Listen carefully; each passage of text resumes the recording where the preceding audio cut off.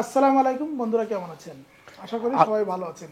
আজকে আমি এসেছি আমাদের কুমিল্লা জেলার মেঘনা উপজেলার কান্দারগাঁও গ্রামে। এই গ্রামে একটা সুন্দর সমন্বিত খামার, ডেইরি, মোটাতাজাকরণ এবং মাছ এবং কৃষি সবকিছু মিলে একটা সমন্বিত খামার, মুন্সিবাড়ি অ্যাগ্রো। মুন্সিবাড়ি অ্যাগ্রো আমার পাশে দাঁড়িয়ে আছেন। এই মুন্সিবাড়ি অ্যাগ্রো এটা মূলত তিন ভাই এটার মানে ওনার। এখন আছেন মেজো ভাই আমাদের হাজী মোহাম্মদ আসাদুল্লাহ ভাই। আমরা আগে করে এই খামার এসেছিলাম, তখন ছোট ভাই ছিলেন গোলাম মোস্তফা শাহিন ভাই, তিনি এখন আমেরিকাতে আছেন, সব সেটেল। হ্যাঁ, আমরা আজকে আসছি। আসাদুল্লাহ ভাই কিন্তু ঘুরে ঘুরে তাদের এই খামারটা আমাদের সামনে তুলে ধরবেন। তাহলে ভাইয়ের কাছে মাইক দিয়ে আমি চলে গেলাম। এই সেটে আমার সবগুলা বাচ্চাই আপনার ক্রস বাচ্চা, যেগুলো হলো হলস্টিয়ান ফ্রিজিয়ান, এরপরে অস্ট্রেলিয়ান, আর আছে একটা বাহিরের জাত যেটা হইল ব্রাঙ্কাস। আপনাদের এই খামারে কি ধরনের গরুগুলো আছে আমাদের একটু বলেন। আমার এইখানে যে বাচ্চাগুলো আছে এগুলো ফ্যাটেনিংয়ের জন্য, আর আমার নিজস্ব গাভীর বাচ্চা, এখানে কোনো কিনা গরু নাই। আর এইখানে হলো ক্রস, যেগুলো হলো হলস্টিয়ান ফ্রিজিয়ান, মূলত এটাই আমার এখানে সার বাচ্চা। আমার এইখানে খাবার দাবার বলতে আমি খাবারটা নিজেই উৎপাদন করি। এইখানে গম, ভুট্টা, পরে রাইস পলিশ, যেটা চাউলের কুড়া বলে আর কি, ধানের কুড়া, ওইটা, এরপরে লবণ, খোল, কিছু ক্যালসিয়াম, এগুলা সবগুলা মিক্স করে একটা খাবার আমি তৈরি করি। এই খাবারটা সকাল বিকাল 2 টাইম দেওয়া হয়, একটা 9টার মধ্যে আর একটা ধরেন 3:30 থেকে 4টার মধ্যে দেওয়া হয় আর কি, 2 বেলা। আর 2 বেলা ঘাস আগে করতাম, তো এখন তো ঘাস নাই। ঘাস অবশ্য বুনছি, ঘাসটা আরও 1 থেকে 1.5 মাস পরে আসবে।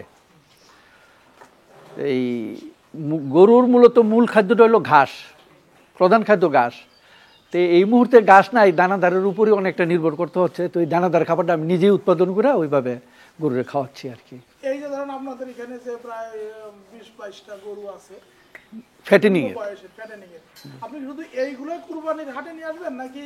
না না না, আমি কুরবানির গরু অবশ্য কুরবানিতে বিক্রির পর আর গরু কুরবানির উঠাই নেই এখনো। আর এগুলো যা দেখতেছেন এগুলো সব আমার গাভীর বাচ্চা।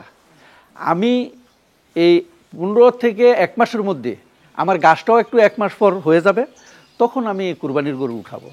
আমার পরিকল্পনা, আমি কুরবানির গরু উঠাবো। আমার আরও 2-3টা সেট খালি আছে, ওই সেটে আমি উঠাবো আরও গোটা 50 ফ্যাটেনিংয়ের জন্য, আরও সার বাচ্চা, বলদ, এই মিলিয়ে আমি উঠাবো। গত বছর তো ফ্যাটেনিং এর গরু তুলছিলেন, জি, কেমন ছাড়া পেয়েছিলেন?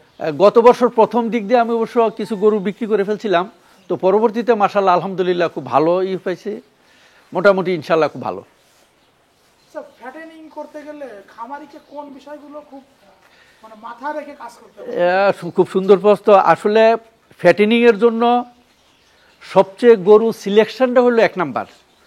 যদি গরু সিলেকশনে ভুল হয়ে যায় তাহলে খামারি লাভবান হতে পারবে বলে আমার মনে হয় না। আমি একটা জিনিস বুঝি যে একটা গরু যদি 5 থেকে 10 হাজার টাকা বেশি দিয়েও কিনে, যদি সিলেকশনটা ভালো হয়, গরুটা যদি দেখা যায় যে এর ফিউচার ভালো, তাইলে আমি মনে করি ওই খামারি ভালো করতে পারবে। আপনি কি ধরনের গরুগুলো সিলেকশন করেন? আমি সিলেকশনের মধ্যে আমার ফার্স্ট চয়েস ক্রস, যেটা হলো হলস্টিয়ান ফ্রিজিয়ান, এটাই সবচেয়ে বেশি হয়, গ্রোথ বাড়ে, পাশাপাশি শাহিওয়াল। আর এরপরে আমি যেমন গত 2-3 বছর উলবাড়ি, ইন্ডিয়ান একটা সার আছে, ওই সারগুলা করতাম আমি।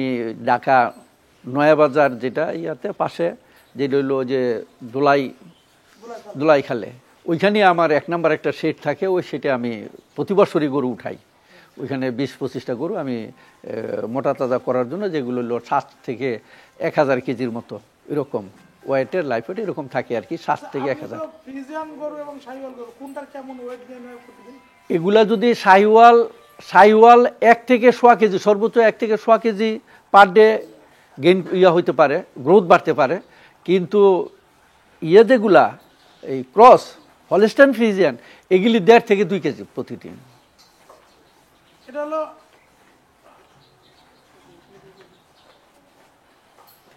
যে আপনার খামারে যে গরুগুলো আছে হলিস্টিন ফ্রিজিয়ানে, এই গরুগুলোর বয়স কেমন আছে বলতে পারবেন? এই গরুগুলার বয়স এগুলা ধরেন এই যে এই পাশের যেগুলো হলো পূর্ব পাশের গরুগুলার এগুলা 6-7 কোনোটা 8 মাস এরকম, আর ওই পাশের গরুগুলা 14 থেকে 20 মাস এরকম, কোনোটা 14 মাস, 15, 16, 17, 18, 20, কিন্তু কোনো গরুরই এখনো দাঁত উঠে নাই, মানে যেগুলার বলে 2 দাঁত 4 দাঁত এরকম, সবগুলা মানে দুধের দাঁত।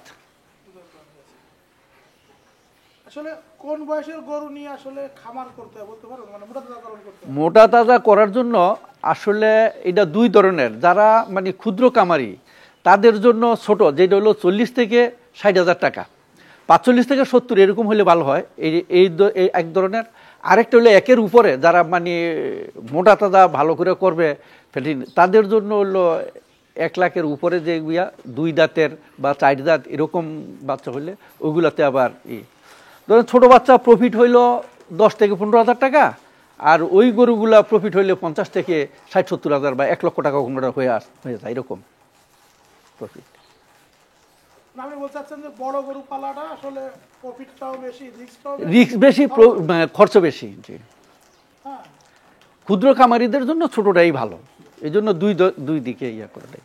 ধরেন একটা ছেলে বিদেশে আছে, আপনাদের এই কুমিল্লা অঞ্চলে প্রচুর ছেলেরা বিদেশে আছে, তারা যদি এসে খামার করতে চায়, মোটা তাজাকরণ খামার, তাহলে কি করা উচিত বলেন তো? তাদের করা উচিত প্রথম গরুর শেডগুলা ভালো করে, যে আমার এখানেও কিন্তু কিছু ভুল আছে, যে ইয়াটা হলো আমার এইখানে হয়তো 10 ফিট হাইট সাইড দিয়া, উপর দিয়া প্রায় 15 ফিটের মতো হাইট আছে, কিন্তু এই হাইটটা কম গরুর জন্য, আসলে এই হাইটটা পারফেক্ট না।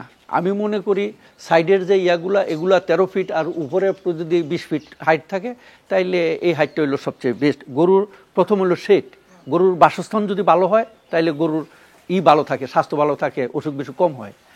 পাশাপাশি গরু তাকে সিলেকশন করতে হবে খুব ভালো জাতের, উন্নত জাতের, যে বাচ্চাটারে খাওয়াইলে খামারের লাভবান হবে ওরকম। তো ওরা যদি করে 5-7টা প্রথম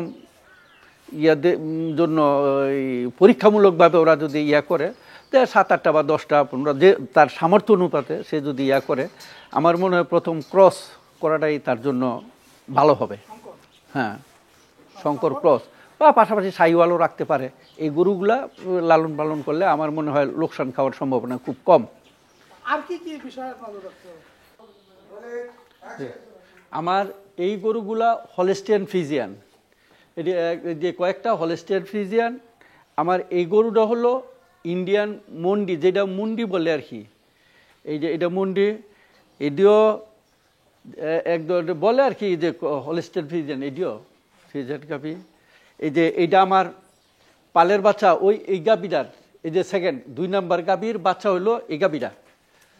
তো এই গাভিটা প্রথম বাচ্চা দিছে আমার এইখানে, আমি সর্বোচ্চ প্রথম বিয়ানে 23 লিটার দুধ পাইছি এটার, নিজের খামারের। এটাও 5 থেকে 6 মাসের আবার গাভ। এগুলা ম্যাক্সিমাম গরু এই গাভ হয়ে গেছে, সবগুলাই বীজ দেওয়া হয়েছে, গাভ এখনও আইতেছি। তো এইটা কয়েকদিন আগে বাচ্চা দিছে, এটাও 20-এর উপরে দুধ আসে মাশাল্লাহ। এই ঠিক আছে, এইটাও 20-এর উপরে, এগুলো সবগুলাই 20-এর উপরের গরু। আর ওইটা দইল যেটা বলে ওরা নেপালি মুন্ডি, এই মুন্ডি গাভি, এটা 8 মাস গাভ বর্তমানে এই গাভিটা। তো এটাও দুধ প্রায় 25 থেকে আমি 25 পর্যন্ত পাইছি, ওরা যদিও বলে দিছে যে 27-28 এরকম এই গাভিটা।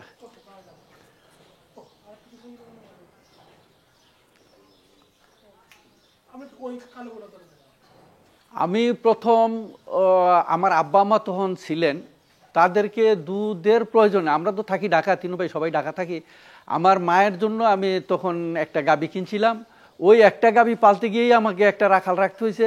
পরবর্তীতে দেখা গেছে যে একজনের জন্য একটা গাভী, এটা ঠিক না, তখন আরও 4-5টা কিনলাম। এইভাবেই ওই ডেয়ারি খামারে আসার প্রথম। তারপরে ক্ষণে যখন এই গাভীগুলা বাচ্চা দেয়, এই বাচ্চাগুলো দেখা গেছে যে আসলে সাধারণ যে দেশি গাভী, এই বাচ্চাগুলোর এই বাচ্চাগুলা তুলনামূলক অনেক বড় হয়, মানে ফ্যাটেনিংয়ের জন্য খুব ভালো। তারপরে চিন্তা করলাম যে আসলে একটা গাভী যে 5-7টা থেকে হয়ে গেল 10-12টা, 10-12টা থেকে আবার হয়ে গেল 15-20টা। তো তখন দেখা গেছে বাচ্চাও সার বাচ্চা হয় 10-12টা, 10-12টা হয় বকনা। তো এইভাবে খাবারটা দিন দিনই বাড়ছিল।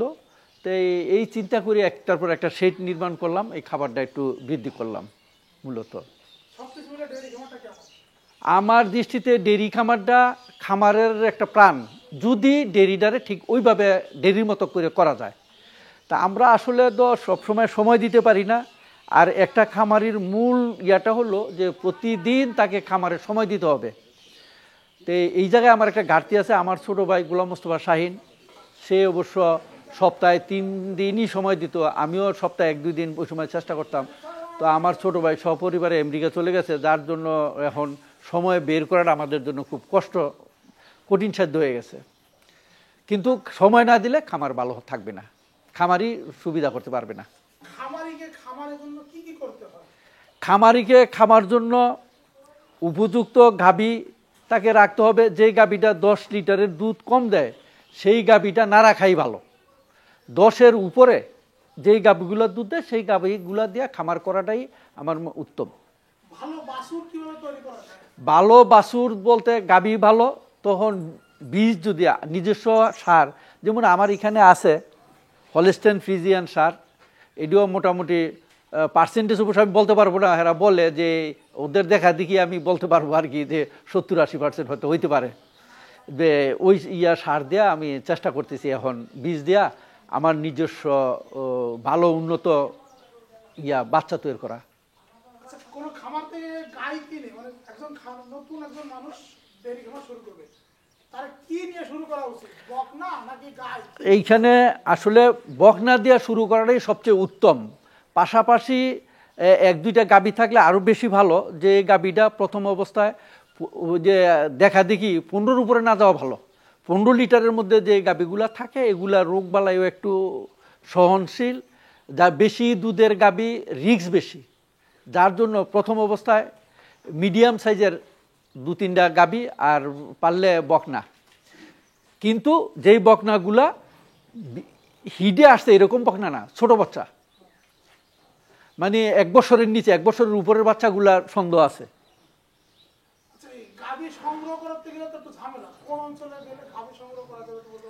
আসলে গাভী সংগ্রহ সব জায়গায় ভালো, আবার সব জায়গায় প্রতারণা। তবে আমি মনে করি খামারিদের কাছে থেকে কিনাটা সবচেয়ে ভালো। আসলে প্রকৃত খামারি যারা তারা কিন্তু কখনো না বিক্রি করে না। আমি আমার বালা গরুটাকে বিক্রি করবো কখনো না। হ্যাঁ, আমি ওনাকে সাজেস্ট করতে পারি এতটুকু যে এই ব্যাপার, এই ধরনের গরু ধরেন যেমন এই একটা গাভী, এইরকম এই যে একটা গাভী, এটার বাচ্চা ও যে ওইটা, এটাও 20-এর উপরে দুধ দেয়, এটার বাচ্চা এই বছর 23 লিটার দুধ দিছে। তো এই বাচ্চাটা নিতে আসছিল, একজন আমাকে বলছিল, তা আমি ওনাকে দিতে চাই না, উনি আমার বন্ধু বান্ধব জোর করে ধরছে। তখন আমি বলছিলাম যে ঠিক আছে দাও, 1,30,000 টাকা দিও, তুমি নিয়ে নিও। উনি নেয় নাই, উনি কয় এটা দাম বেশি, 1 লাখ টাকা। কিন্তু এই গাভীটা এখন ধরেন 23 লিটার দুধ দেয়। তাই এটা তো বুঝাইতে পারতেছি না। ওরা মনে করে বাজারে যেই বাচ্চাগুলো বিক্রি করে সেই বাচ্চা আর এই বাচ্চা এক বাচ্চাই।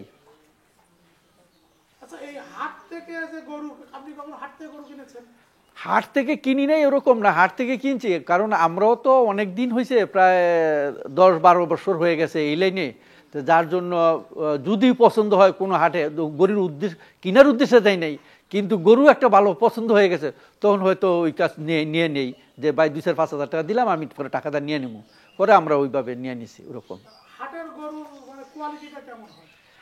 আসলে সাধারণত ভালো গরু খুব কম, ফ্যাটেনিংয়ের গরু উঠে, কিন্তু গাভী গরু খুব যে ভালো হাটে উঠে এরকম খুব কম উঠে, কিন্তু সংখ্যায় কম।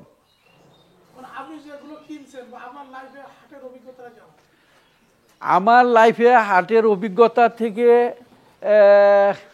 আছে, হয়তো একটা হাটে 500 গরু উঠলো, তার ভিতর দেখা গেছে যে 2-4-5-10টায় হয়তো হইতে পারে, আর ম্যাক্সিমাম গরুরই থাকে এই দোষ না ওই দোষ, এই সমস্যা একটা না একটা থাকবেই। কারণ হাটে নিয়ে বিক্রি করে এইভাবেই যে গরুটা একটু দোষ আছে, এটা একটা সমস্যা, এই সমস্যার কারণে বাজারে নিয়ে বিক্রি করে। সবাই বলে ডেইরি খামার করা লস, দুধের দাম নেই, ডেইরি খামার করা যাবে না। আপনি তো এই ডেইরি খামারের উপর ভিত্তি করেই একটা মসজিদের খরচ দিচ্ছেন এবং একটা মাদ্রাসার খরচ চালাচ্ছেন। জি, এখানে শতাধিক 130 জন ছেলে মেয়ে আছে যারা এতিম। এতিম। তাহলে অন্য যারা বলছে ডেইরি খামার করা লস, আপনি এটা কি মনে করছেন? আমি মনে করি ডেইরিতে লস নাই, যদি সে ডেইরিটা ঠিকমতো পরিচালনা করতে পারে। কারণ একটা গাভী আমাদের এই যে ধরেন প্রথম যে গাভীটা, এটা আমি 8 মাস 7.5 মাস যখন হয়ে গেছে তখন আমি বন্ধ করে দিয়েছি, তখন এটা 8 লিটার দুধ দেয়। জোর করে আমি বলছি যে না এটা দোয়াবা না। তে আমার একটা গাভী ধরেন 15 লিটার যদি অ্যাভারেজ প্রথম থেকে শেষ পর্যন্ত 15 লিটার দুধ ধরেন, তো 7 মাস 7.5 মাস দুধ দেয়, তো এই অর্থে প্রায় 1 লক্ষ টাকার উপরে তো আমার দুধই আসে খরচ বাদ দিয়ে। প্লাস একটা বাচ্চা, সেই বাচ্চাটা দুধ ছাড়ানোর পরে আমার বাচ্চাটার দাম 80 থেকে 1,20,000 টাকা। বাচ্চা মানে বাচ্চায় বাচ্চায় প্রত্যেকটা বাচ্চায় যে 1,20,000 এরকম না, কিন্তু কিছু বাচ্চা আছে যে এই শেডের গাভীগুলার বাচ্চা প্রত্যেকটা গিয়ে 1-এর উপরে দুধ ছাড়ান দিলে। আপনার বাছুররা আপনি কেমন দুধ খাওয়ান? আমি বাছুরে 2 বেলায় মোটামুটি সেরে খাওয়াই, তো পর্যাপ্ত পরিমাণে দুধ খায় যতটুকু খেতে পারে। একটা অনুমান আছে না যে আমার বাছুর গরু এতটুকু দুধ এতটুকু খায়, এরকম কোনো আছে? একটা গরুর থেকে আমি যখন 20 লিটার বা 22 লিটার দুধ পাই তখন ওদেরকে বলাই আছে যে তোমরা অন্তত 2-3 কেজি কম দোয়াবা, দোয়ানোর সময় একটু কম দোয়ায় আর কি, ওই বাচ্চার জন্য একটু রেখে দেয়। তা আমরা একটা দেখছি যে আমি আগে খাতা মেনটেন করতাম কোন গাভীটা কতটুকু দুধ দেয়, তো ওই অনুপাত থেকে ওই 2 লিটার 3 লিটার বাচ্চা অনুপাতে আর কি ইয়া করে দিতাম যে এই বাচ্চাটা এই গাভীটা এর উপরে দোয়াবার না এরকম। এটা দোয়াতো না, এছাড়া কি অন্য সময় খাইতো কিনা? হ্যাঁ, অন্য সময় ওই যে কিছুদিন পরে আমার এখানে ইয়ে আছে, বলের মধ্যে বাচ্চার সামনে এই দানাদার খাবার আর কি, ভুসি বা ইয়া ওই যে ছোলা এগুলা মিলে রাইস পলিশ এগুলা একটু একটু দিয়ে একটা বলের মধ্যে পানি আর একটা বলের ভিতরে একটু দানাদার খাবার দিয়ে রাখি, বাচ্চা ওই 2 সপ্তাহ পরে থেকে খেতে আরম্ভ করে। ভালো বাছুর তৈরি করতে যাই আপনি কি কি করতেন বলেন তো? আসলে প্রথম বাচ্চা দেওয়ার সাথে সাথে 2 ঘন্টার মধ্যে যদি বাচ্চাটারে একটা আছে ওই যে সিরিঞ্জের মতো আইজিলক যেটা বলে আর কি, ওই ইয়াটা খাওয়াই দিয়ে আমি দেখছি যে বাচ্চারা বেশি দুধ খাইলো পাতলা পায়খানা করে না বা হজম শক্তিটা একটু বাড়ে, বাচ্চা নষ্ট হওয়ার সম্ভাবনা একটু কম থাকে।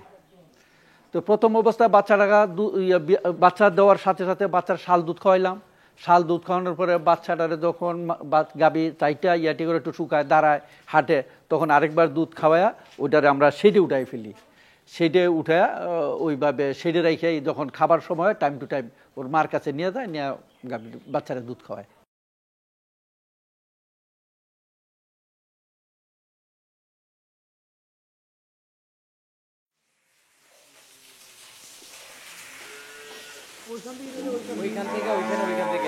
হ্যাঁ, ওইটা তো যায় ওই শেডের থেকে ওই শেডে আসে। হ্যাঁ, ওই শেডের থেকে এদের এইখানে রাখা এই বাচ্চাগুলো সব দুধ ছাড়ান দিচ্ছে, এটি সব বকনা, এটি ফ্যাটিনের জন্য ওইখানে আর গাভীর জন্য এই জায়গায়। আর যখন বীজ দেওয়া হয় তখন ওই শীত বীজ করে। আমার এই বাচ্চাগুলো 0 বয়সের এইটি, আর ওই যে বাচ্চাগুলো 0 বয়সের এগুলা জন্মের সাথে সাথে আমরা ওই শেডে উঠাই দিই, তার পরক্ষণে 1.5 মাস পর ওই শেডে নিয়ে পালি।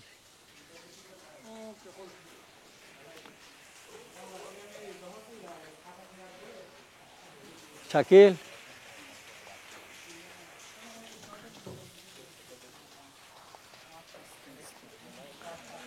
এই বাচ্চাটার কি নাভি খোলা দেখো, একটু হাত দিয়ে দেখো।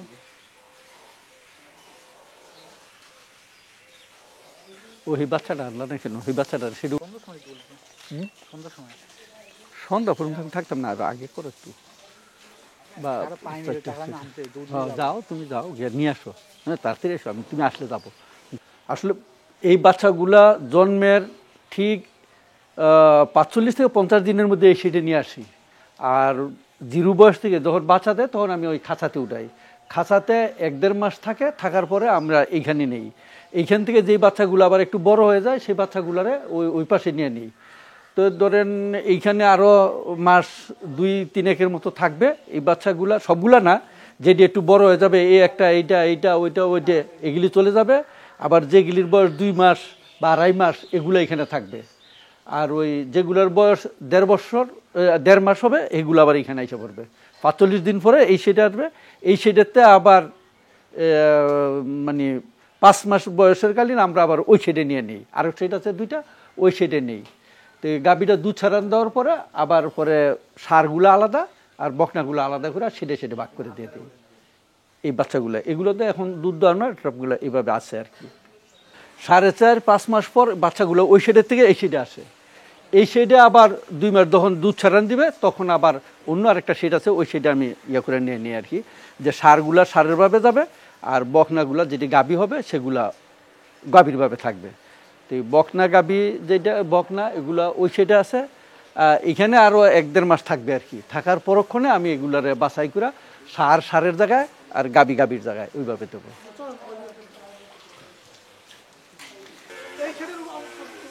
এই শেডের অবস্থানটা হলো যে বাচ্চাগুলা দুধ ছাড়ান দিছে সেই বাচ্চাগুলা বকনা বাচ্চাগুলা এখানে কোনো সার বাচ্চা নেই, শুধু বকনা বাচ্চা এখানে নিয়ে আসা হয় আর কি।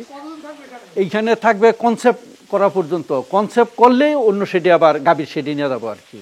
যে এগুলা এখানে পরিচর্যা করা, সাধারণ যে সমস্ত খাবার দেওয়া হয় এই খাবারগুলো এখানে দেওয়া হয়, যে এগুলা দুধ ছাড়ান দিছে যার জন্য একটা শেড হলো দুধ ছাড়ানোর বকনা বাচ্চার শেড একটা।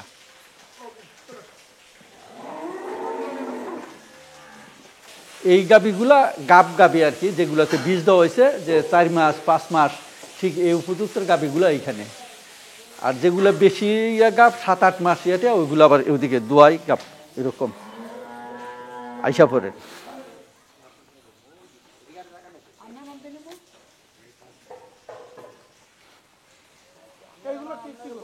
এগুলি গাভ আছে, আছে দুধেরও আছে। আমার এই গাভীগুলা দুধও দোয় আবার গাভী, প্রত্যেকটা গাভী 3-4 মাস 2-4 মাস করে গাভ আছে। আর দুধ এটা বাচ্চা দিছে কয়েকদিন আগে, এই তো 10-15 দিন, ওইখানেও 15-20 দিন আগে বাচ্চা দিছে, এইটাও বাচ্চা দিছে, কিছু গাভ আছে এরকম আর কি।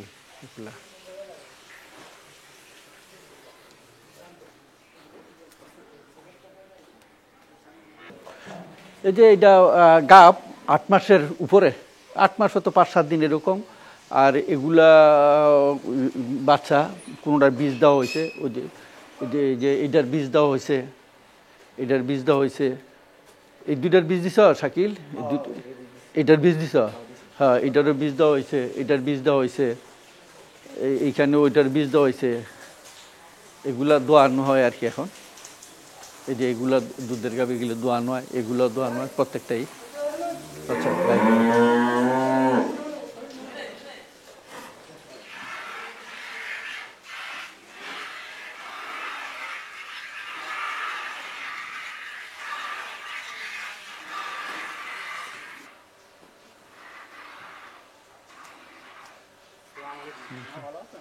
কি রে কি আর ও হ্যাঁ গুলে যাবি ইয়া দাদা আপা বলছে দুধ চাইছে বিকেলে না আনলে হয় না আপনাদের দুধ বায়না বেশি চাইছি। আমার এই গরুগুলা হলস্টিয়ান ফ্রিজিয়ান, এটি কয়েকটা হলস্টিয়ান ফ্রিজিয়ান। আমার এই গরুটা হলো ইন্ডিয়ান মন্ডি, যেটা মুন্ডি বলে আর কি। এই যে এটা মুন্ডি, এটিও একদম বলে আর কি যে হলস্টিয়ান ফ্রিজিয়ান, এটিও ফ্রিজিয়ান গাভী। এই যে এইটা আমার পালের বাচ্চা, ওই এই গাভীটার এই যে সেকেন্ড 2 নাম্বার গাভীর বাচ্চা হলো এই গাভীটা। তো এই গাভীটা প্রথম বাচ্চা দিছে আমার এইখানে, আমি সর্বোচ্চ প্রথম বিয়ানে 23 লিটার দুধ পাইছি এটার নিজের খামারের। এটাও 5 থেকে 6 মাসের আবার গাভ। এগুলা ম্যাক্সিমাম গরু এই গাভ হয়ে গেছে, সবগুলাই বীজ দেওয়া হয়েছে, গাভ এখনও আইতেছি। তো এইটা কয়েকদিন আগে বাচ্চা দিছে, এটাও 20-এর উপরে দুধ আসে মাশাল্লাহ। ঠিক আছে, এইটাও 20-এর উপরে, এগুলো সবগুলাই 20-এর উপরের গরু। আর ওইটা দইল যেটা বলে নেপালি মুন্ডি, এই মুন্ডি গাভী, এটা 8 মাস গাভ বর্তমানে এই গাভীটা। তো এটাও দুধ প্রায় 25 থেকে আমি 25 পর্যন্ত পাইছি, ওরা যদিও বলে দিছে যে 27-28 এরকম এই গাভীটা।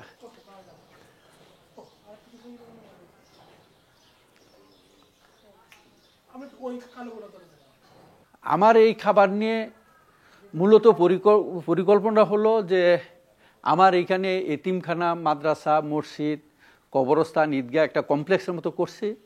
ওইটার আয়ব্যয়টা যাতে ওইখানে আমি দিতে পারি, যোগান দিতে পারি, মূল উদ্দেশ্যটা এটা। আমার পাশাপাশি আরেকটা মাছের খামার আছে ওই পাশে, ওইটাও আপনাদেরকে দেখাবো। ওই মাছের খামারের আর এই গরুর খামার, ফ্যাটেনিং, ডেইরি, সবটি মিলাই যাতে আমি ওই মাদ্রাসাটা পরিচালনা করতে পারি। পাশাপাশি কিছু আত্মীয় স্বজন আছে, ইয়াটি আছে, তাদের দেখাশোনা করতে পারি এই। আর সব প্রত্যেকটা লোকই তো আশা করে তার খামারটা একটু বাড়ুক বা ইয়া করুক। আমিও চাই যে আরেকটু বড় হোক। যে মুন্সিবাড়ি অ্যাগ্রো ইন্ডাস্ট্রির মাধ্যমে এইখানে আমরা 2টা পুকুরে মাছের চাষ, বর্ষাকালে সিজনাল এইটা তো মাছের চাষ করি। এইখানে সব ধরনের মাছ মোটামুটি রুই, কাতল, মৃগেল, গ্লাস কাপ, হাঙ্গেরি, শেরপুটি, তেলাপিয়া, পাঙ্গাস, মানে সব জাতীয় মাছই এগুলা বাংলা, এবং তেলাপিয়া ও কার্পু, তেলাপিয়া আর পাঙ্গাস করা হয়। বাংলা মাছ প্লাস তেলাপিয়া, পাঙ্গাস। আর এই পাশে হলো আমার কৃষি জমি, এইখানে এরি ক্ষেত করা হয়েছে এগুলা, ওইগুলো ভুট্টা ক্ষেত, আর ওইগুলো হলো ঘাসের, ওই যে মহিলাগুলো দাঁড়ায় রয়েছে ওইগুলো হলো আমার গোলালু ক্ষেত। এইভাবে গোলালু ক্ষেত এইভাবে আইসা আমি প্রায় 35 বিঘা, আরও ওইদিকে এই পর্যন্ত এরি ক্ষেত, গোলালু এরি ক্ষেতও আমার আছে 30 থেকে 35 বিঘার মতো এরি ক্ষেত। বাকিগুলো হলো গোলালু আর ভুট্টা, ঘাস। এইভাবে কৃষিটা এইখানে গ্রামের পূর্ব পাশেও কৃষি, পশ্চিম পাশেও কৃষি। রাস্তার পশ্চিম পাশে হইলো আমার মাছের খামার, কৃষি প্লাস এটা আমার আরেকটা বাড়ি পুকুরের সাথে। আমরা 3 ভাই। আমার শ্রদ্ধেয় বড় ভাই বীর মুক্তিযোদ্ধা আলহাজ মোশাররফ হোসেন, আর আমার ছোট ভাই গোলাম মোস্তফা শাহিন, সে সপরিবারে গত ফেব্রুয়ারিতে আমেরিকা চলে গেছে। আমার বড় ভাই মসজিদ, মাদ্রাসা, কবরস্থান, ঈদগাহ পুরো একটা কমপ্লেক্সের সভাপতি। আমি আমার ভাইকে কিছু বলার জন্য অনুরোধ করতেছি। এটা আমাদের মধ্যে একটা মিল মহব্বত আছে দীর্ঘদিন যাবতই। 20 বছর আগে আমাদের পিতা মারা গেছে, আব্দুল হাকিম মুন্সি, 2000 সনে উনি মারা গেছে, 2004-এ মারা গেছে। ভবিষ্যৎ পরিকল্পনা তো এটা চলতেছে, চলবে, বুঝলি। পরিকল্পনা আর অন্য কিছু নাই। অন্য কিছুর মধ্যে আমাদের সামাজিক প্রতিষ্ঠান হিসাবে তো ঈদগাহ, মসজিদ, মাদ্রাসা এগুলি সব হয়েছেই। এখন ভবিষ্যতে আমাদের প্ল্যান আছে একটা গার্লস হাই স্কুল করার জন্য। আমার মেজো ভাইয়ের জায়গা আছে এই আমাদের মাদ্রাসার সাথেই, প্রায় 15-16%। আর আমাদের আরেক ভাগিনা আছে ফজলুর রহমান মাস্টার সাহেবের নাতি, এদেরও আছে 18-19%। এই 2টা জায়গা নিয়ে আমবাগানের ভিতরে, এই 2টা জায়গা নিয়ে আমরা একটা girls high school and college করার স্বপ্ন দেখতেছি 4-5 বছর যাবত। ক্ষুদ্র খামারি যারা নতুন উদ্যোক্তা আসতে চায় তাদের জন্য আমার একটা থাকবে, আসলে গরুর খামারের ইয়াটা, যারা গরু বেচাকিনি করে একটা প্রতারক মানে শ্রেণী থাকে, তারা প্রতারণা করে। আমি যেমন যে জিনিসটা বুঝতেছি, একটা খামারি শুধু ফেটেনিংয়ের উপর দাঁড়াইতে গেলে একটু কষ্ট হয়। পাশাপাশি যদি থাকে, দুধের খামার থাকে, ডেইরিটা থাকে, তাইলে প্রতিদিনের যে খরচাটা সেই খরচাটা আইসা পড়ে। কিন্তু ডেইরিতে আবার রিস্ক বেশি। কীরকম প্রথম প্রতারণা আরম্ভ হয় যে বাছুর দিয়ে, বকনা বাছুর কী করে, ধরেন যেমন সিরাজগঞ্জ এলাকায় পাবনা বলেন, ঈশ্বরদী বলেন, আপনার শাহাদাতপুর বলেন, তালকাছি বলেন, চাটমোহর বলেন, ওই বেলের লোকগুলা ওরা দুরন্দর। ওরা কি করে, যেই বাচ্চাগুলা 2-3 বার হিটে গেছে, বীজ রাখে না, বা 5-7 বারও গেছে, বীজ রাখে না, এরা বয়স একটু কম বলে যে একবারে মানে হিটে আসার সময় হয়েছে উপযুক্ত, ঠিক এই বাচ্চাগুলা ওরা 70 থেকে 80 হাজার টাকায় ধরায় দেয়। তখন এরা মনে করে যে আসলে গরুটা একটু সস্তা। আসলে এই বাচ্চাগুলা যে কনসেপ্ট করতেছে না, হিট রাখতেছে না, এই জিনিসটা বুঝতেছে না। আর আমাদের এখান থেকে যদি কেউ বাচ্চা নিতে আসে, আমরা অবশ্য বাচ্চা বিক্রি করি না, কারণ আমি একটা গাবি কিনি 3 লাখ টাকার উপরে, 3,27,000, 3,33,000, 3,29,000, 3 লাখের মানে 3.5 লাখ। আমার এখানে 4 লাখ টাকা পর্যন্ত গাবি আছে। তা আমি এই গাবিটা কিনি, এক হলো বাচ্চা, দুধ, গাবি, 3টা দেখেই আমি কিনি। অনেক সময় একটা বাচ্চা, বকনা বাচ্চা খুব বেশি পছন্দ হয়েছে, যেমন ওই পাশে আমার গাবির সেটা আছে, একটা বাচ্চা দেখছি বকনা বাচ্চা, যে বাচ্চাটা আমি নেবই, তখন আমি 3,27,000 টাকা গাবি কিনছি। আমার হিসাব হলো দুধ ছাড়ান দেওয়ার পরে বাচ্চাটা হলো আমার 1.5 লক্ষ টাকা, আর গাবিটা থাকবে 2 লাখ টাকা। এই হিসাব করে আমি বাচ্চা কিনছি। এখন এই বাচ্চাটা যদি আজকে আমার বাচ্চাটা দুধ ছাড়ান দিয়েছে, এই বাচ্চাটা যদি আমি বাজারও নেই, তাহলে 70 থেকে 80 হাজার টাকা দাম বলবে। কিন্তু আদৌ কি আমি 70-80 হাজার টাকা বিক্রি করবো? না, আমি তো কিনছি ওই বাচ্চাটার ভবিষ্যৎ চিন্তা করে। যার জন্য আমাদের এখানে দুধ ছাড়ানি দেওয়া বাচ্চা যদি কেউ নিতে চায়, আমরা কিন্তু আবারও বলছি বিক্রি করি না, যদি কেউ রিকোয়েস্ট করে ধরে তখন হয়তো বাজার থেকে 20-30 হাজার টাকা বেশি করবে, কিন্তু এটার একটা ফিউচার আছে। আমাদের বাচ্চা কখনো 15 লিটারের দুধ কম দিবে না, এর উপরে থাকবে। আরেকটা জিনিস যে আপনি বললেন যে প্রতারণা কিনতে গিয়ে সিরাজগঞ্জ পাবনা, আপনার অভিজ্ঞতা থাকলে বলতে পারেন। জি, বহু। আমি অবশ্য মূলত 2011 সাল থেকে তো ওইখান থেকে গত বছর আমি একটা গরু কিনে আনছি, এক ট্রাক আনছি। আমার এখানে যেই গরুগুলা রিজেক্ট হয়ে যায় আমি ওগুলো সাধারণত ওই কুরবানি অথবা কষাইতে বিক্রি করে দিয়ে দিই। আমি কখনো যেই গরু উলান ফুলে গেছে গা, বাট নষ্ট হয়ে গেছে অথবা দুধ ছাড়ান দিছে, এই গরুগুলা অন্য কোনো খামারির কাছে বা ইয়ার কাছে বিক্রি করে, প্রশ্নই ওঠে না। এই ধরনের চিন্তা করাটাও ভুল পাপ, কারণ আমি এইখানে একটা মসজিদ মাদ্রাসা ইতিমখানা করছি, এইটার আয় ব্যয় দিয়া মসজিদ মাদ্রাসা ইতিমখানা চলে, যার জন্য আমি এই ধরনের কল্পনাও করতে পারি না। ওদের ইয়াটা হলো আমাকে, মানে এর আগেও ওনার কাছে আমি 2বার গরু আনছিলাম, পরবর্তীতে উনি আমাকে একটা যাদের সাথে আপনার অভিজ্ঞতাটা হয়েছে তাদের বলতে যাচ্ছিলাম, নামটা মনে থাকে? ও ধরেন সোলাইমান একজন, লুৎফর একজন, ইয়ার পরে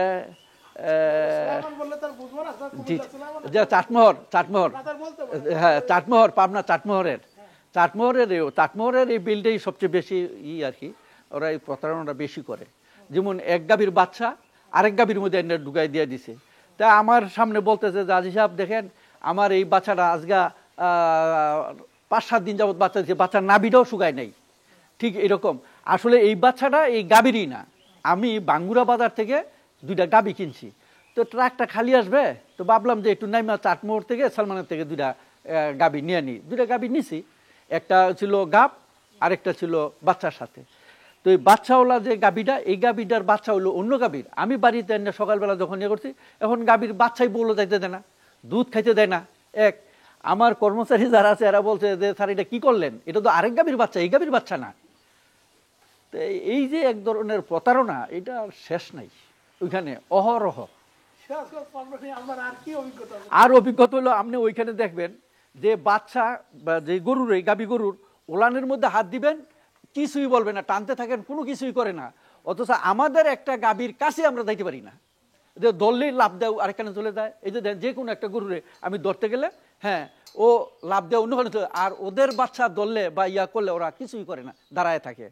এখানে নিশ্চয়ই মেবি একটা কিছু আছে। এটা হলো আমার বিশ্বাস যে বাচ্চাটা গাভীটা ওলানে হাত দিলে এটা নড়াচড়া করবে না, এরকম গাভী আমার এখানে একটাও নাই। আমার এখানে তো ধরেন 10-এর উপরে প্রায় 25 লিটার পর্যন্ত গাভী আছে দুধের। একটা গাভীর ওলানের মধ্যে হাত দিতে পারবেন না, দিলেই সে নড়াচড়া করবে, লাথি দিতে চাবে, এই সেই। কিন্তু ওদেরগুলা কিছুই করে না। এটাও আমি ঠিক কি করে আল্লাহ জানে, আর ওরাই ভালো বলতে পারবে যে আসলে কি। কিন্তু ওই গরুগুলোই আমার এখানে আছে, কিন্তু এখন হাত দিয়ে দেখেন হাত দিতে পারবেন না। আর কোনো প্রতারণার গল্প থাকলে তো বলতে পারেন। আর প্রতারণা বলতে আসলে দুধের বেলায় তো প্রতারণা করেই, যে ওরা এক ধরনের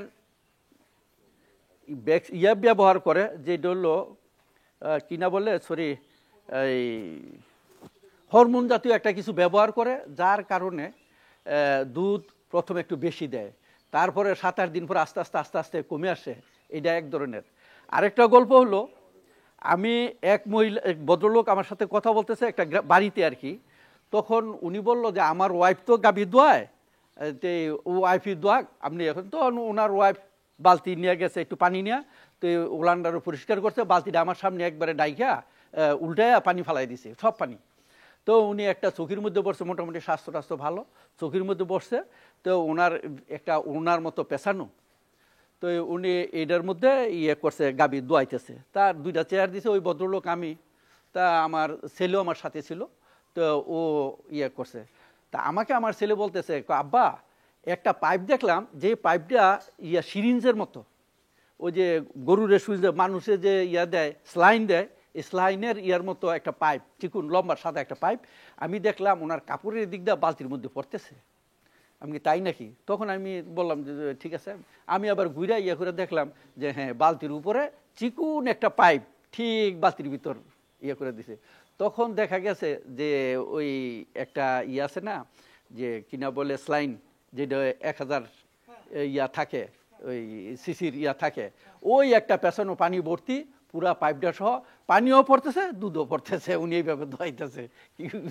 বুঝছেন, অনেক ধরনের প্রতারণা বলতে আর কি বলবো, সব ধরনের প্রতারণাই ওরা করে। আর কি অভিজ্ঞতা? আর প্রতারণা আসলে যে যেইভাবে যাকে বুঝাইতে পারে আর কি। ধরেন ওরা প্রতারণা করে কি, ছবি উঠায় নিয়ে আসে, এই ছবিটা বিভিন্ন খামারে বিভিন্ন লোক ইয়া করে বলে যে এই ব্যাপার, আমার এই গাভীগুলা আপনি নিতে পারেন। তো তখন দেখা গেছে এই গাভীর মালিক উনি না, গাভী আছে আরেকজনের কাছে, আরেক ভদ্রলোকের গাভী উনি বিক্রি করতেছে, আর ওনার সাথে কন্ট্রাক্ট আমি পার্টি নিয়ে আসবো, পার্টি নিয়ে আসলে আমাকে গরুর প্রতি 20,000, 10,000, 15,000, 30,000 এরকম এরা বইলা রাখে। তো আমি যতই বলি আপনি না করবেন, কিন্তু আমি গরুটা আপনাকে কিনে দেবো এত টাকাই। তো ওরা ওইগুলা করে। যেমন আমি 4,15,000 টাকাটা 2টা গাভী কিনছি, ওই 2টা গাভীর বাচ্চাই ধরেন যেমন ওই যে ওই 2টা গাভী, ওই বাচ্চা, ওই কালোটা আর ওই সাদা, এই যে 2টা বাচ্চা, এই 2টার বাচ্চার মারে আমি 4,15,000 টাকা কিনছি। তা আমি ওদেরকে, ওই ভদ্রলোকের নাম হলো ইউসুফ, উনি মোটামুটি চাটমোহরের মধ্যে উনি মোটামুটি ভালো। তো ইউসুফ সাহেব আমাকে বলল যে ভাই আমি 4,30,000 কমে আপনাকে দিতে পারবো না। তখন আমি বললাম যে ভাই আপনি 4,30,000 কমে না, আমি আপনাকে পুরা 4 লক্ষ টাকা দেবো, গরু 2টা তখন গাব আমাকে আমার কাছে বিক্রি করেন। তো উনি বিক্রি করলো না, আমাকে নিয়ে গেছে ওইখানকার যারা দালাল ওরাই। তখন না বিক্রি করার পরে তখন আমি ওনাকে খুব রিকোয়েস্ট করলাম, ওনার পুকুর পাড়ে নিয়ে গেলাম, নিয়ে ওনাকে অনেকভাবে বুঝাইলাম যে ভাই আপনার কারণটা কি বলেন, যে ওদের জন্য। তখন উনি চোখের পানি ছেড়ে দিয়ে বলছে, হ্যাঁ আমার সাথে কন্ট্রাক্ট, ওদেরকে 20,000 টাকা দিতে হবে। তা আমি আপনাকে কিভাবে 4 লাখ টাকা, 4 লাখ টাকা যদি আমি দেই তাইলে আমার পরে 80,000 টাকা, 3,80,000, তো আমার প্রফিট হয় না। তা আপনি একটা কাজ করতে পারেন, আমাকে আর কিছু টাকা দেন, তাইলে আমি আপনাকে ইয়া করি। তখন ওই 50% দিয়ে দিয়ে 15,000 টাকা দিতে হয়েছে, কারণ এই 15,000 টাকাই ওই ব্রোকারকে দিতে হবে। তো এইটাও এক ধরনের এই ব্রোকারি যারা করে ওরা ঠিক এরকম করে। ব্রোকারি তো পেশা, তারা পাক, কিন্তু আপনারা যদি জিনিসটা ভালো দেয়, জি জি, ব্রোকারি করুন। ধরেন এই যে ব্রোকারি করলেন, ব্রোকারিটা কিন্তু আমি এর এনকারেজ করবো না, না, বলবো যে না। না, ব্রোকারি যারা করছে সেটা তাদের পেশা, পেশা, তাদেরও তো একটা সংসার আছে, সংসার পরিবার আছে। আছে। ধরেন আপনি খামার করে সংসার চালাচ্ছেন, কেউ কৃষি কাজ করছেন, আমি সাংবাদিকতা করছি, জি, আমাদের জি। এভাবে করে কিন্তু আমাদের সংসার চলছে। চলছে। ব্রোকারি যারা করছে তারাও কিন্তু ব্রোকারি করবে, ব্রোকারি করে, কিন্তু আমার কথা হচ্ছে যেহেতু আপনাকেও যেন না ঠকায়, আবার বিক্রেতাকেও না ঠকায়, তাই না? ওরা কিভাবে ইয়াটা করে, প্রতারণা কিভাবে বলে, ওরা বলে যে দেখেন আপনি খুশি হয়ে যেই টাকাটা দিবেন সেই টাকাটা আমি নেব। পক্ষান্তরে প্রত্যেকটা বিষয়েরই একটা লিমিট থাকতে হয়। ওরা একটা গরুরে 25, 30, মানে 20,000 টাকার নিচে ওরা প্রফিট করতে চাচ্ছে না। মানে যে মিডিয়া, যে দালাল, মাঝে মাঝে যে দালালি করে আর কি, যে ব্রোকারি করে, সেই ভদ্রলোক একটা গরুরে 20,000 টাকার কমে, যে মূল গরুর মালিক তার থেকে 20,000 টাকা বেশি, আর মূল মালিক হয়তো 2-4,000 টাকা, 5,000 টাকা হইলে ওনার যথেষ্ট। তো উনিও যদি 2,000 টাকা বা 4,000 টাকা নিত তাইলে এর বিষয়টা ইয়াতে আসতো না। তখন ওরা বলে যে 2 কেজি 10 কেজি দুধ দিবা, ও বলতে থাকে যেহেতু আমার পরিচিত যে 20 কেজি দুধ দিবে, কোনো সমস্যা নেই, আমি দেখছি বিয়াইছে। ঠিক তদ্রুপ ওই যে বললাম আরেক গাভীর বাচ্চা এই গাভীর মধ্যে আমার ধরাই দিছে, উনি বলছে যে বাচ্চাটা যে দিছে আমি 3 দিন আগে দেখছি, আমার সামনে বাচ্চা দিছে। তো বিষয়টা কি দাঁড়াইলো, ও ব্রোকারি করে সেও বলে যে ওর সামনে নাকি 3 দিন আগে বাচ্চা দিছে। মূলত প্রতারণা এইভাবেই করে। না, আরেকটা জিনিস আছে, যেমন আমাদের যারা পাবনা, সিরাজগঞ্জ থেকে অনেকে গরু কেনেন, জি মজার কথাটা আমি বলি, জি যে খামার থেকে গরু বিক্রি হবে, জি, যে খামার থেকে গরু, যদি বাথান থেকে গরু বিক্রি হয়, বাতান, জি জি, বাতান সিটি খালি, জি বাথানগুলো, বাতানগুলো যদি বাথান থেকে কোনো গরু বিক্রি হয় তাহলে এই গরুটা খামারই বিক্রি করে। বাথানের বাইরে যত গরু আছে, আমার যতটুকু জানা আছে, যেমন আপনারা যাবেন একটা খামারে 10-12টা গরু বিক্রি হবে, এই খামারে 15টা গরু বিক্রি হবে, না ওদের এগুলো কিন্তু সবাই ভাই ওই ব্রোকারের মাধ্যমে, ইউটিউবের মাধ্যমে, জি জি, ব্যবসায়ী। কিন্তু যাদের খামারে গরু বিক্রি করে এরা কিন্তু সবাই ব্যবসায়ী। এখানে কিন্তু কখনো ভাবা যাবে না যে এই লোকটা খামারি, খামারি, আমি এই গরুটা কিনে দিচ্ছি। জি জি, কিন্তু হ্যাঁ, ওদের জন্য ওদের যেমন আপনি একটা গরু কিনবেন, আপনি তারা টাকা দিবেন, আপনি ব্যবসা করতে নামছেন, একটা প্রাণী নিয়ে সারা জীবন রাখবেন, ওরাও এটা বিক্রি করে 2 পয়সা লাভ করবে, তাই না? কিন্তু উচিত এখানে উচিত যে উনাকে আমাদের সত্য কথাগুলো বলা যে আমার গরুটা একটা বাট নষ্ট আছে কি নাই, এই গরুটা আসছে না, মানে হিট ধরছে না, হরমোনাল ট্রিটমেন্ট করতে হবে, আমি ট্রিটমেন্ট করতে পারছি না, তাই না? তারপর এই গরুটা যে 22 লিটার দুধ দেয় না 12 লিটার দুধ দেয়, 12 লিটার দুধ দেয়, বলেন যে ভাই 12 লিটার দুধ দেয়, আপনি আমার 2 লাখ টাকা দেন বা 1.5 লাখ টাকা দেন, ভালো কথা বলেন যে এই খামারি ভাই সে গরু নিয়ে কিন্তু খামার করবে, তার সাথে মিথ্যা কথা বলে তাকে প্রতারিত করে তার পরিবারের সাথে তাকে কেন আপনি ভিলেন বানাই দিবেন? একটা গরু সে এসে আশা করবে, বাড়িতে সবাইকে বলবে, ছেলে মেয়ে ওয়াইফ সবাইকে বলবে যে গরুটা আমার 22 লিটার দুধ দিবে যখন 12 লিটার, বউও খারাপ বলবে, ছেলেও খারাপ বলবে, মেয়েও খারাপ বলবে, পাড়া প্রতিবেশী খারাপ বলবে, রাখালরাও খারাপ বলবে। কেন আপনারা এই কাজটা করছেন? এই গরুটা যদি না কিনতো তাহলে তো কেউ তার সামনে কথা বলতে সাহস পেত না, তাই না? আপনাদের প্রতারণার কারণে না, প্রতারণাটা হয় শুধু খালি যে ওরাই করে বা আমরাও না বুঝা করি, না বুঝা যারা খামারি ওরা না বুঝা করে, খামার যারা নতুন খামারে তারা না বুঝা করে, তারপর তুমি আস্থা রাখছে, বিশ্বাস রাখছে না, ওদের একটা আস্থা কি সস্তা, সব সময় সস্তা খুঁজে, যে পাশাপাশি 2টা বাচ্চা রাখছে, দেন তো আমরা কি কম বড়, আসলে এটার ফিউচার কি, ভবিষ্যৎ কি, ও তো আর এটা বুঝতেছে না, কারণ এটা সমান দেখছে। যারা আসে এই যে নতুন উদ্যোক্তা, ওরা মনে করে বাজারের গরু যা খামারের গরুও ঠিকটা, আসলে এটার ফিউচার কি, ওই যে আমি একটা কথা বললাম যে গরু সিলেকশন মোটামুটি ওইখানেই এই ক্ষুদ্র খামারিরা মার খাওয়ার একটা মূলত প্রধান কারণ গরু সিলেকশন করা। আসাদুল্লাহ ভাই, অনেক ধন্যবাদ। বন্ধুরা, আমি আসলে কোনো সম্প্রদায় বা কোনো গোষ্ঠীর বিপক্ষে না, আমরা দালালদের বিপক্ষেও না, ব্যাপারীদের বিপক্ষেও না, খামারদের বিপক্ষে না, আমি তো সবার পক্ষে। আমি চাই সবাই যে যে পেশায় আছে সে সেই পেশায় ভালো করুক, লাভ করুক এবং সততার আচরণ, সৎ পথে উপার্জন করুক, মিথ্যার আশ্রয় নিয়ে আরেকজনকে না ঠকাক, এটাই আমার কামনা। বন্ধুরা, সবাই ভালো থাকুন, সুন্দর ও সুমময় হোক আপনার আগামী দিন। আসসালামু আলাইকুম। তোমরা দেশের আশ্রয়